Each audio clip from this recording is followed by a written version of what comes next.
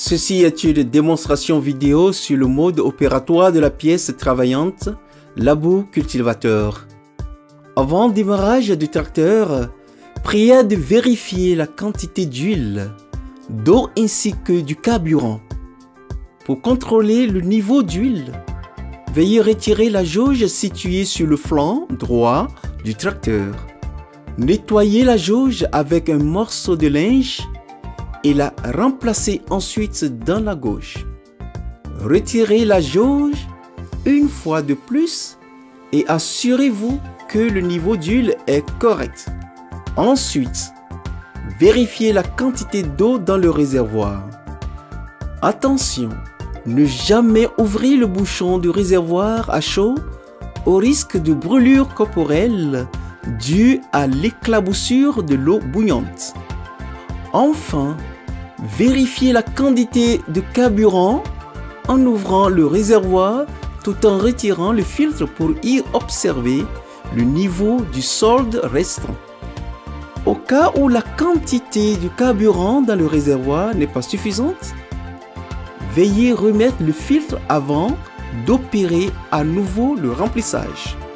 Très important, attention! Le tracteur fonctionne avec du gasoil ou mazout et non de l'essence. Bien vérifier qu'avant le démarrage de l'engin, la position de levier de vitesse et de circuit circulaire du tracteur se trouve strictement en position neutre. Aussi s'assurer que le moteur est complètement éteint, c'est-à-dire en position d'arrêt. Pour démarrer l'engin, déplacez le levier de démarrage vers l'intérieur. Une fois l'engin en position d'allumage, appuyez sur le bouton derrière le levier à droite pour démarrer effectivement la machine en tournant. Aussitôt démarré, engagez la vitesse avant, en première ainsi que celle du circuit circulaire. Ensuite, soulevez le levier moteur en position d'allumage.